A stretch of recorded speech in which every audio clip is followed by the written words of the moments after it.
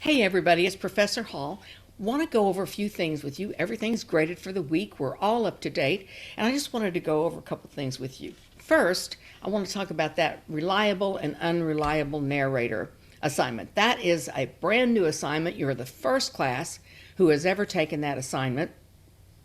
At the end of this tutorial, I'd like for you to click the reply arrow and give me a little feedback on how you liked that assignment, what you didn't like about it, what was confusing, what was understandable. Just a quick note from you explaining what you thought of that assignment. You're the very first class that has ever taken that, hot off the press.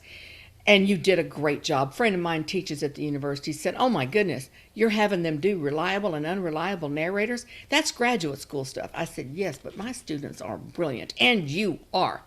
Couple quick things as we go forward. I like to just mention one of the things that's general across the board. First, you always indent the first word in a paragraph.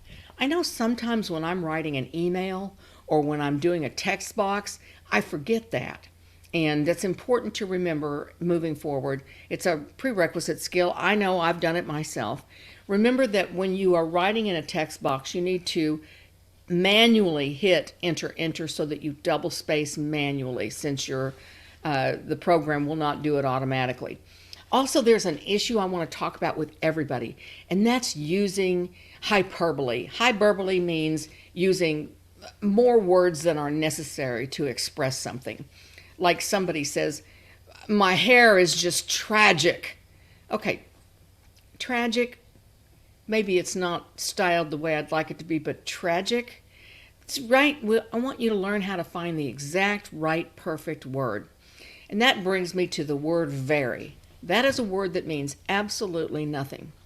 There's no reason for that to be in there. Some people wrote, he's a very reliable narrator. Okay, he's either a reliable narrator or an unreliable narrator. There's no very that's needed there. Sometimes people write, and I've heard them even say, something is very unique. Unique is a word all by itself. It doesn't need to be very. Unique means it's one of a kind.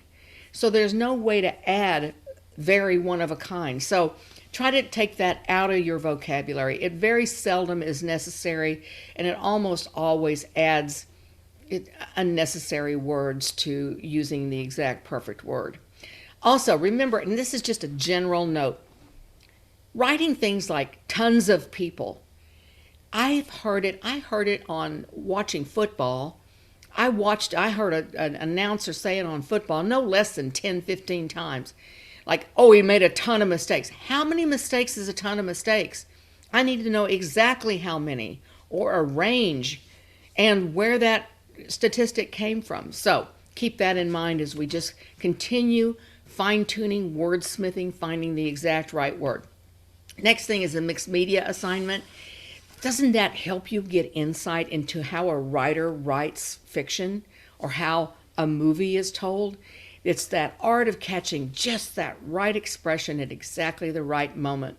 You all did a really good job on that. I wanted to mention to you that in this class, 96% of you followed the instructions to the letter and did the mixed media assignment exactly as it was assigned. That's a first. Usually it's the other way around, so you guys did a great job on that. If you didn't do that correctly, move on, move forward in the course. Remember, it's so important to follow those directions so you get exactly the right experience that we need for you to get. Final thing, going back to that midterm exam, I just want to mention the Bleak House quote that you all were to fix. The first sentences of that quote that I wrote say, I don't like it, I didn't like it, I was forced to have to read it. Those words should have been removed from your corrections completely. You don't ever want to say, I don't like the subject matter that I'm writing about. Your reader says, okay, well, if you don't care about it, I don't care about it, and they're never going to read any further. So be sure that you continue to move forward just as you did with that mixed media assignment. Find topics that are interesting to you, that mean something to you, and use those and keep that tone interested, as though you as the writer were interested in delving deeper into the topic that you selected. Keep moving forward. Can't wait to see what we do next.